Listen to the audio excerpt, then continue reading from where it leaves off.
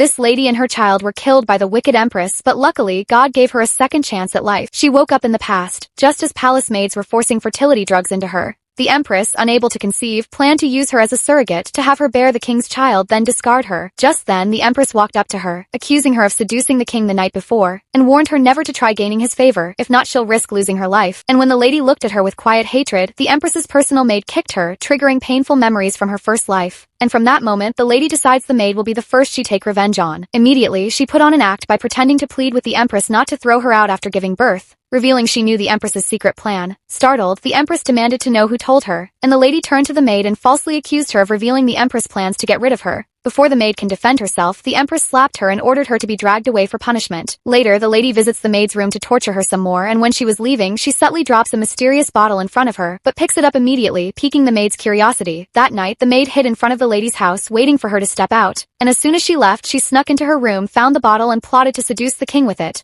dreaming of becoming a concubine. The next day, the king entered the Empress's chamber exhausted, and the maid offered him tea spiked with the drug. As he began to feel strange, she moved closer, ready to make her move. Meanwhile, the lady told the Empress the king was waiting for her. Excited, the Empress walked in, only to find her maid trying to seduce the king. Disgusted, the king slaps the maid and demands to know what she put in his tea.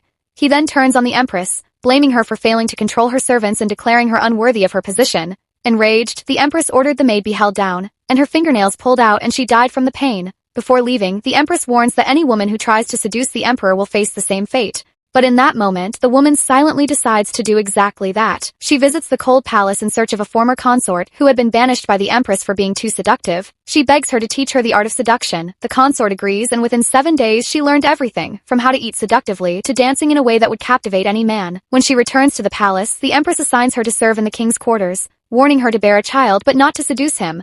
Jealous of her beauty, the Empress shoves her to the ground. But the lady smiles, feeling ready to take revenge on the Empress for murdering her parents and stealing her position as the Empress. That night, she waited by the hot tub in the king's chambers. When the king arrived, she dropped her robe, pretending not to have noticed him, and when she turned, she immediately asked for forgiveness. But the king, enchanted by her beauty, carried her to his bed and they spent the night together. Outside, the Empress was losing her mind. Unable to take it anymore, she storms into the room, only to find the woman in the king's arms. The lady, aware that the Empress was watching, mentioned she should leave so the Empress wouldn't be upset. But the king assures her she doesn't need to worry. He then kisses her again. Enraged, the Empress reminded him of the royal law forbidding women of low status from staying overnight. But the king silences her and commands her to leave. Defeated, she storms out, and as she leaves, the lady smiles quietly. This was only the beginning. She was going to reclaim everything the Empress, her own sister, once stole from her. The next morning, the king praised the lady for serving him well and told the Empress to reward her.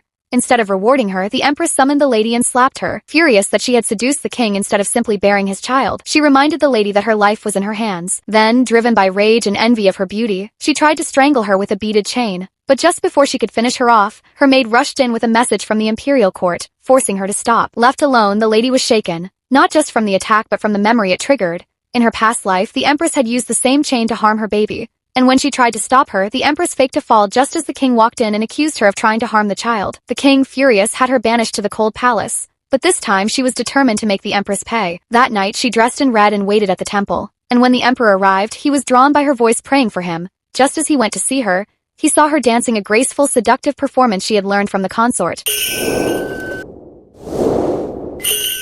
When she noticed him, she acted startled and fell into his arms. Caught in the moment, he kissed her and they spent the night together. Meanwhile, the Empress waited in vain for the emperor, who had promised to visit her but he never came. A maid soon arrived with the news that he wouldn't be coming. Furious, she smashed a cup, but her maid calms her down, reassuring her the king only has eyes for her. Still suspicious, the Empress asked about the lady's whereabouts, and when she learned the lady was missing from her quarters, she sent her maid to investigate. Back at the temple after their time together, the emperor offered to raise the lady's rank, but she quickly refused, saying she had promised the Empress she would leave the palace after bearing a child. The emperor, confused, reminded her he was the master of the palace. And as she reached out to plead again, he noticed marks on her arms. When he questioned her, she refused to say who hurt her, insisting she was keeping her master's secrets. As she bowed again, he saw the scars on her back and demanded answers. At that moment, the maid arrived at the Empress room and showed her a letter she had seen under the lady's bed, insisting she must have gone to the temple to meet a man. Just then, the Empress and her servants barged into the temple, unaware the emperor was there. She accused the lady of sleeping with a man and ordered her restrained. She collected a set of long needles, stabbing her with it and stepping on her hands, demanding she confess. Suddenly, the Empress noticed movement behind the curtain. Pulling it back, she was stunned to find the emperor watching everything. He immediately scolded her for the cruel treatment. In a panic, the empress slapped her maid and blamed her for misleading her. The maid insisted she was only acting on a letter found under the lady's bed, unaware it was a trap set by the lady herself. Disgusted, the king kicked the maid and turned on the empress, questioning how she treated her servants. He declared she was no longer worthy of her title, but before he could act, the lady intervened, pleading on the empress's behalf and blaming herself for leaving the palace without permission. The empress snapped at her, rejecting her pity, but the emperor had seen enough. He demoted the empress to a concubine and raised the lady to the same rank, putting them on equal footing and leaving the empress humiliated and defeated.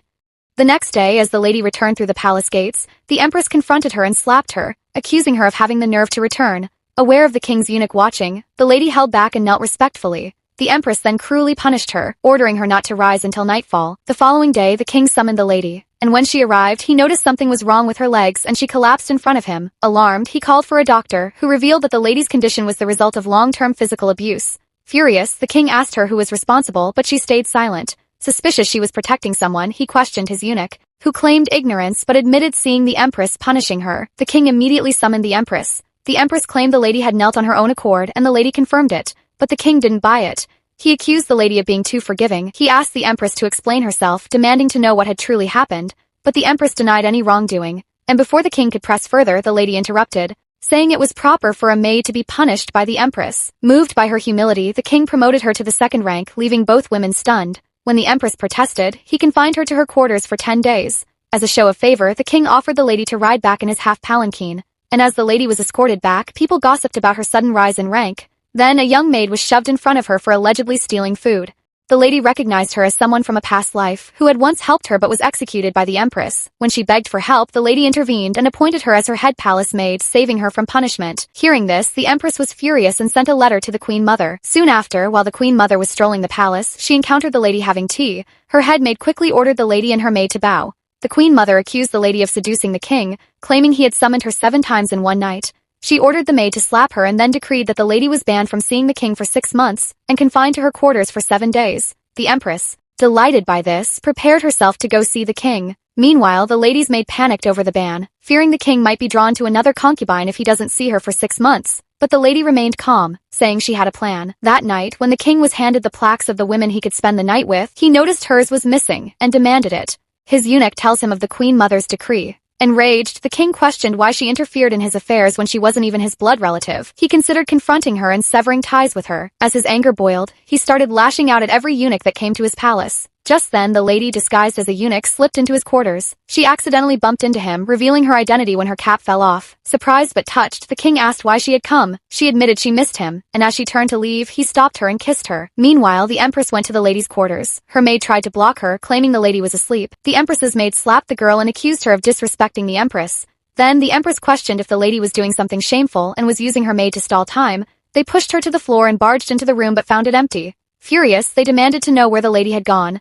And when the maid stayed silent, they began torturing her. The lady arrived just in time to stop them, and the empress demanded to know where she'd gone, but the lady replied it was none of her concern. At that moment, the queen mother arrived, because the empress had summoned her earlier. She questioned the lady for disobeying her orders, and when she remained silent, the queen mother ordered her guards to beat her. Meanwhile, the king's eunuch rushed into the king's palace to inform him, and the king arrived immediately and stopped everything. Thank you all for watching and see you all in my next recap.